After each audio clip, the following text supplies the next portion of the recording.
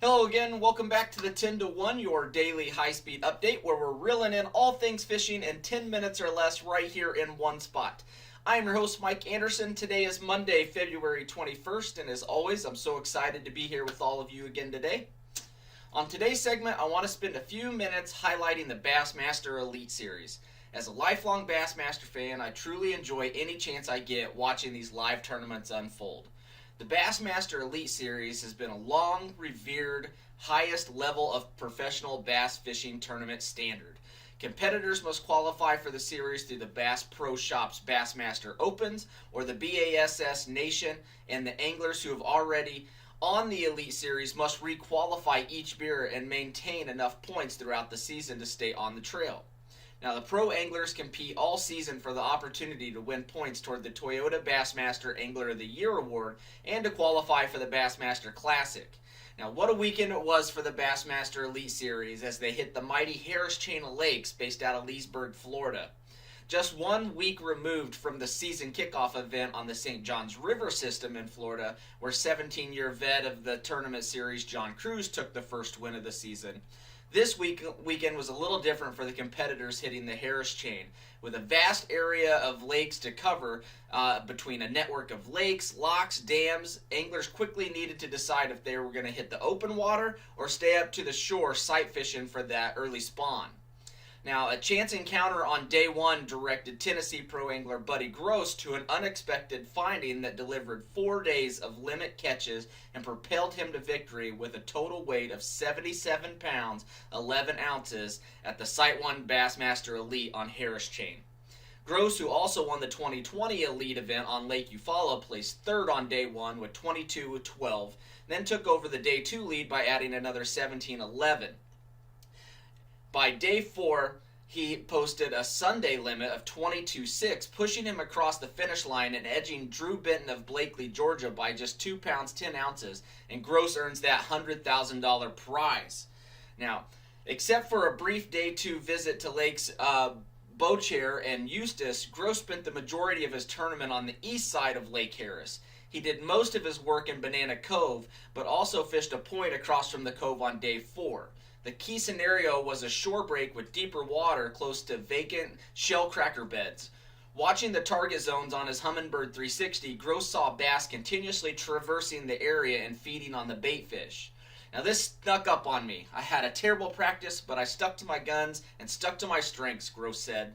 The first day on the tournament, I went over to this spot where I thought I could catch a couple of keepers just to get me going, and I thought I'd stick to the grass and the weeds. But when I stopped that morning, I caught 30 or 40. I had some other anglers stopping by, also catching fish. Gross said that once he tallied 20 pounds on that initial spot, he started seeking similar scenarios. With opportunity blossoming, he realized he'd found a pattern with winning potential. As I was looking for new spots, I started catching more fish, he said. Some of these spots started turning into bigger fish, and then they turned into bigger schools. Every day I've caught fish in them different places. I could just never relocate a school. I just got blessed enough to find enough of them on different places. The fish just kept coming. If I busted them up, I could come back and catch them again. Now, Gross caught his fish on a 5-inch Scottsboro tackle swim bait on a 3/4 ounce swim bait head and a Zoom Z-Craw worm. He fished later on with a Carolina rig and a Texas rigged. With each of those baits, Gross found a slow presentation being most productive. A slow day 1 start found the runner-up, Drew Benton, with a 47th place catch of 13-11, but he rebounded on day 2 by catching 19-1 and rising to 23rd place. After 21-5 on semifinal Saturday, earned him a final round spot in 8th place, he rose 6 spots with a championship Sunday limit of 21 pounds that lifted his final weight to 75-1. Devoting most of his tournament time to bedding fish, Benton caught all of his weight on a Bagley Pro Sunny Bee prop bait and a Texas rig Big Bite Baits Fighting Frog. Now, day 3 leader Ray Hanselman Jr. of Del Rio, Texas, finished 3rd with 71.8 after placing 4th on day 1 with 22 pounds. Hanselman moved in the top spot on semifinal Saturday with a limit of 18-13 and concluded his run with 13-7 on day 4. Now, Hanselman committed this week to the 3 to 7 foot grass flats of Banana Cove, targeting pre- and post-spawn bass. He caught most of his fish on a Strike King hybrid hunter and a rattling crankbait. Now, John Cox of DeBary, Florida, won the $1,000 Phoenix Boats Big Bass Award with an 11-pound largemouth he landed on day 3.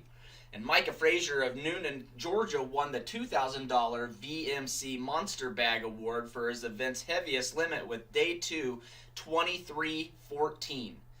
Now, next up for Bassmaster is the big daddy of them all, the Academy Sports Outdoors Bassmaster Classic, presented by Hook.